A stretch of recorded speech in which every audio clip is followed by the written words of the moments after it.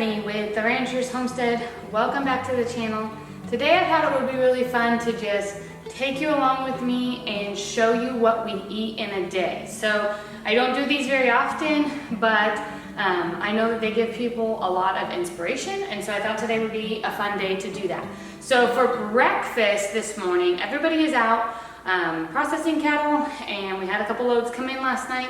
So I am in the kitchen ready to make them a nice big hearty breakfast for when they come back. So one of the things that I want to get started right now is my banana bread. So this recipe is on the blog. I'll link it in the description, but it's really simple, and of course we make it gluten-free.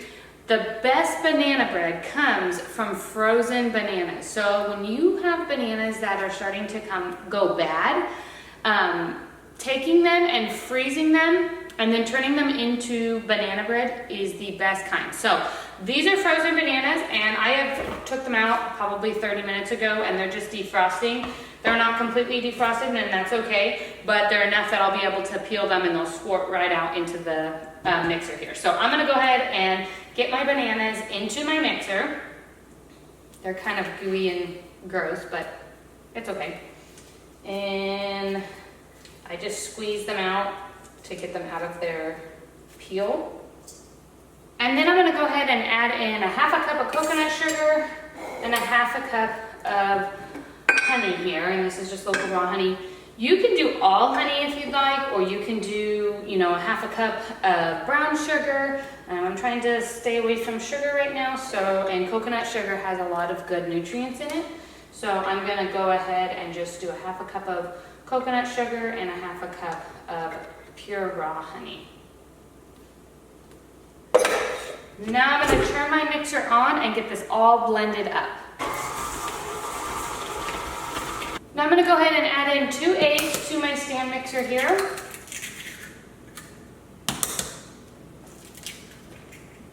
And let that go for a second. Now I have my all-purpose gluten-free flour here. I share this in my digital cookbook, so I can link that. And this is, I'm gonna do a 1 3/4 cup of gluten-free all-purpose flour. You can use any all-purpose flour that you'd like. If you don't need to be gluten-free, just use regular flour. If you do need to be gluten-free and you don't have my flour blend, it'll work with any. Just know that whatever gluten-free flour blend you use does bring different tastes, because it just depends on what flours it is made up of. Okay, I'm gonna do 1 full teaspoon of baking soda, a half a teaspoon of good salt. This is a Redmond sea salt. And then I'm gonna do a half of a cup of avocado oil. You can use any cooking oil that you'd like. I recommend staying away from seed oil, so avocado or olive oil do the trick. The good thing about avocado oil is it's very mild in taste, so you won't taste the difference in the cooking oil. And then I'm gonna do a 1/4 cup of milk.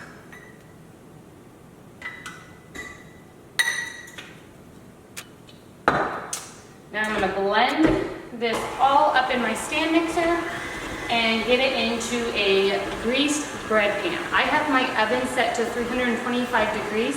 This is gonna take about 50 minutes in the oven. You're gonna have to watch it regularly. So it's something that you do wanna start early if you're gonna use it for breakfast, or even make the day before. So we're gonna get this poured into our bread pan and get it into the oven so it can start baking before everybody is done.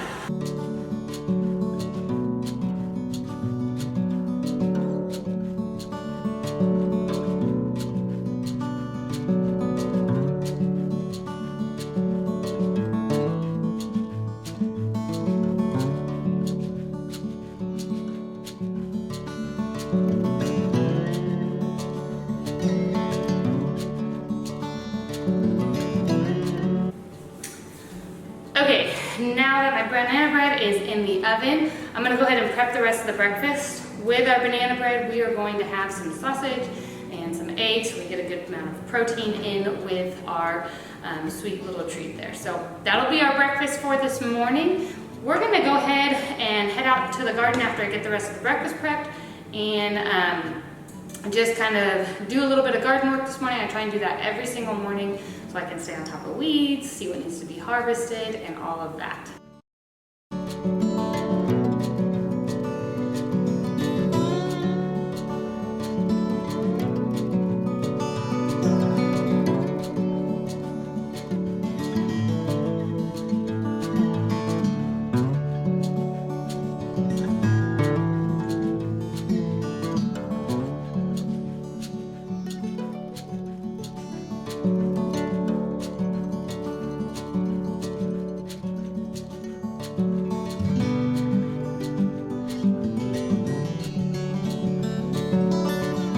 As I am out here weeding through the garden and kind of staking up my tomato plants, I did want to talk about one of the cheapest and best free mulches you can find, and that is grass clippings. So down here I put a whole bunch of grass clippings on my tomato plants, and I've also done it on my berry bushes over there, and holy moly, does it help with weeds? Does it help give nutrients back into the soil? I have gotten the question of does it bring weed seed and different things into it? And it doesn't if you do a really thick layer, because it almost like composts down once you put it on very, very fresh. So if we cut the grass right away, and then I immediately that same day take huge thick 6-inch layers of the grass and clippings and put it right around the plants, it smothers out all the weed, it holds the moisture in, plus gives more nutrients back to your soil. So I highly recommend that as a mulch. If you're looking for a free mulch, it's one of the best you can find, and it's free, it's cheap. You don't have to go out and buy anything. Just mow your lawn and keep bringing over your grass clippings, but make sure you do it the exact same day.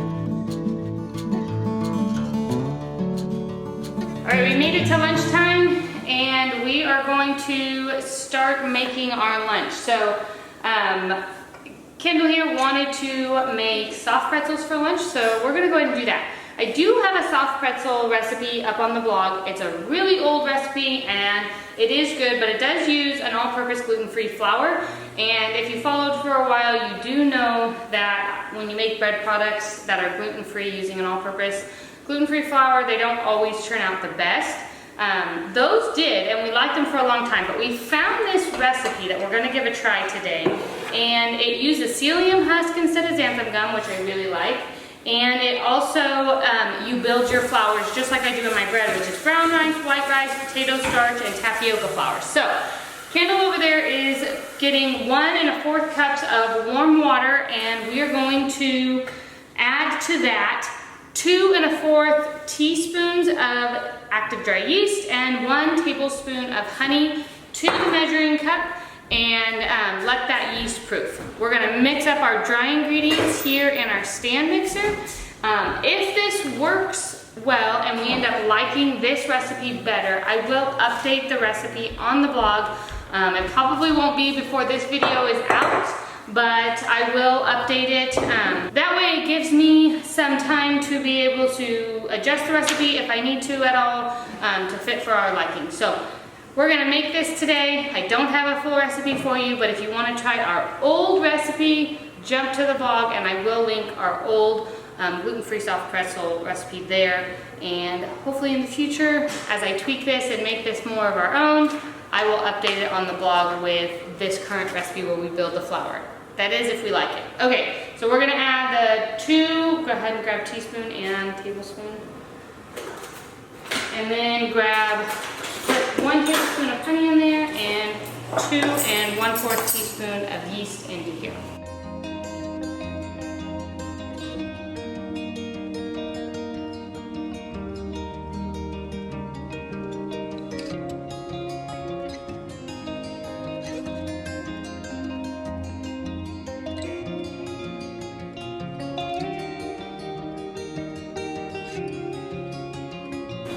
Okay, so in our stand mixer, we're gonna do 3/4 a cup of brown rice flour, 3/4 cup of white rice flour, 1 cup of tapioca starch or tapioca flour, and 1 cup of potato starch. So all of that's gonna go in here. Basically, we're just mixing all of our dry ingredients in here.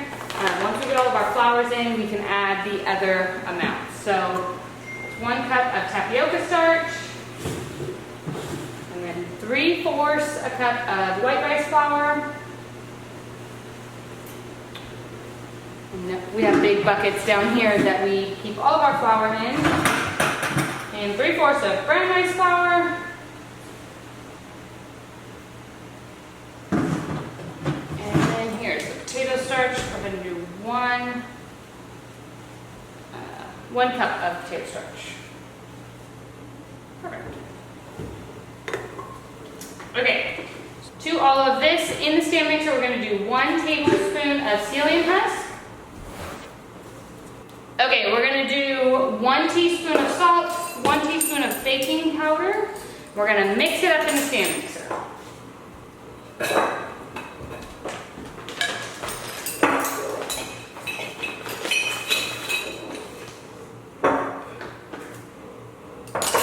This is a unique recipe that actually calls for psyllium husk and xanthan gum. And I think it's probably a texture thing because they're both binding agents in gluten-free baking, but they do each do different properties. And xanthan gum is a thickening agent as well, so it probably has something to do with that. We're gonna mix this up, and then we're gonna go ahead and add in, go ahead and turn the mixer on and mix that up. And then we're gonna add in our water yeast mixture, and then we are gonna do 1/4 a cup of avocado oil and a teaspoon of apple cider vinegar to our mixture here. Okay, that's probably good. Okay, so Kendall's gonna go ahead and pour in the yeast mixture. I'm gonna measure out 1/4 a cup of avocado oil. And then we're gonna do a teaspoon of apple cider vinegar. All right, now we can turn it all on and let it become all incorporated, and you want it to become a dough. So in most bread recipes that I do, you know that I always start with less liquid. I kind of took a gamble on this one, and it looks like it's actually the perfect amount. But that can change with all different kinds. So if I needed to add any more flour, that could hinder the taste of it all, just because it's easier to add liquid to a gluten-free than the right ratio of flour. We use 4 different kinds of gluten-free flours in this, and so we really needed to be mindful of that. But this actually worked out really, really nicely. So it's pulled away from all of the bowl, and it is just about ready to move on to the next step. Okay, now that this is all done, we're gonna stick our dough here in a well-oiled bowl. I just flip it over a couple times. You can also brush the top with some olive oil. And then I'm going to cover this and put it in a warm place to rise for about an hour. Okay, so this has been going for about an hour, so we're gonna go ahead and pull out the dough and put it on this surface here. And it's nice and warm from being in the oven. Now you can do this 2 different ways as you shape it. I do have a baking sheet here with parchment paper on it. I'm gonna split this actually in half. And I'm gonna roll this one out into a long snake. On my stovetop right now, I have 6 cups of water and a half a cup of baking soda, and I have it coming to a boil because you're gonna do a baking soda bath with all of your pretzel bites. Now you can do this in smaller forms, but I'm just going to do it like this to make life easier. Once you get it rolled out into a long snake figure, you can cut into your bites. This other piece here that I pulled out, I'm gonna make into actual shaped pretzels, and I'll show you how to do that. Okay, so now at this point, we are just going to cut them into little pretzel bite pieces. I'm just putting them on here to be able to carry them over to the stove. You're gonna put them in your baking soda bath for about a minute. So you want to have all of them kind of cut so that you can just rotate through them.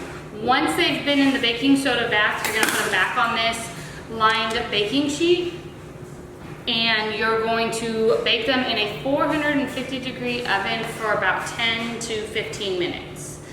You'll notice the bigger, when I make the actual pretzels, those may take a little bit longer, just depends, because they're shaped differently.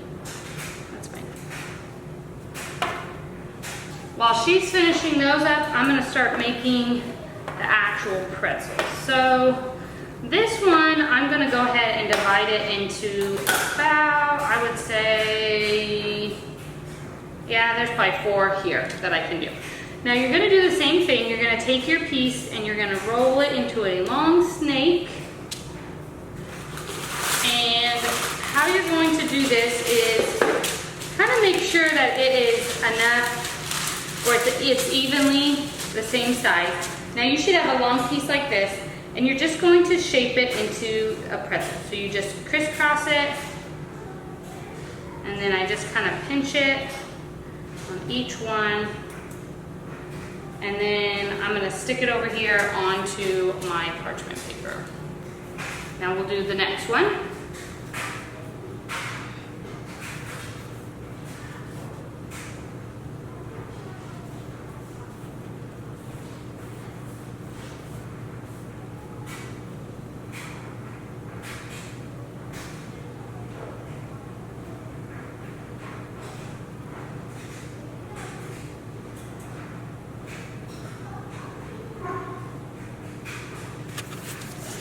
Okay, so our water is boiling. I'm going to turn that down a little bit, and we're just going to drop in these pretzel bites using this slotted spoon here. She puts a couple on the spoon, drops it into the water, and we're going to let them go for about a minute to a minute and a half inside this baking soda bath, and then we'll scoop them out, put them on the baking sheet, and then we'll get them into the oven.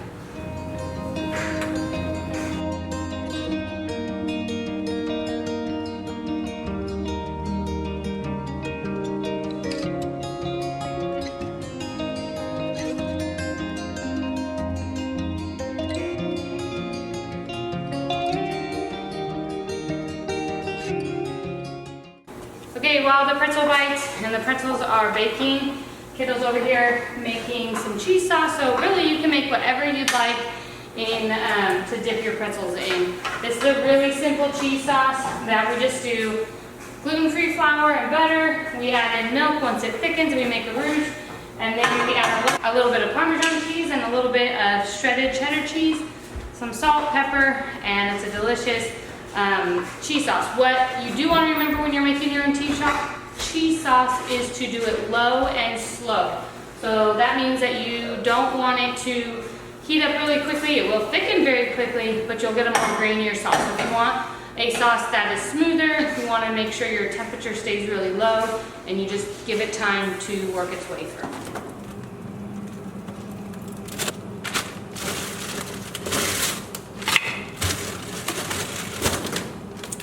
Okay, while our pretzels are cooking, I decided I needed to come out and get our meat for tonight's dinner. So we are gonna have fish tonight for dinner.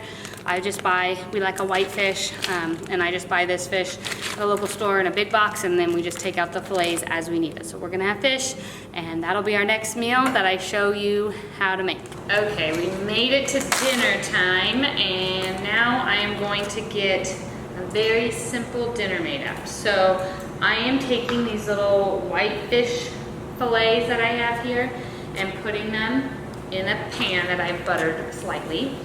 And this is actually out of the Trim Healthy Mama cookbook. It's called Flaky Parmesan Tilapia. I kind of don't even follow the recipe though. I do the measurements for the mayonnaise and the Parmesan cheese, but I don't follow all the other stuff. I just kind of season it to my liking, and we really, really enjoy it. So I had some leftover cheese sauce from lunch, and so I'm just gonna cook up some pasta and do like a mac and cheese as our side, and then of course some steamed veggies. We always do a vegetable for our dinner. But other than that, really, it's a very simple meal. So all I'm doing now is I cut each of these fish fillets in half so that they're more like a little manageable slice for everybody. And I am going to bake them at 375 degrees for about 10 minutes. And while they're baking, I'm gonna mix up the topping, and I'll pull them out and I'll spread the topping over, which is like a Parmesan, creamy, spicy little topping. We'll spread it all over and bake them again, and they're ready in like 20 minutes, so, or less than that. So I'm gonna pop these in the oven, and then we will go ahead and make up the sauce. Okay, so those are baking. I'm gonna do 3/4 a cup of grated Parmesan. And then I have here 1/4 a cup of mayonnaise. And I'm gonna do 2 tablespoons of this plain yogurt. That wasn't a full, it's probably more like 2.5. I'm gonna mix this all up, and then I'm gonna add my spices, which I have out just some salt, some dill weed, a little bit of pepper, and some garlic powder. Like I said, there's specific measurements here of different spices. I just kind of go off on my own on what my family likes.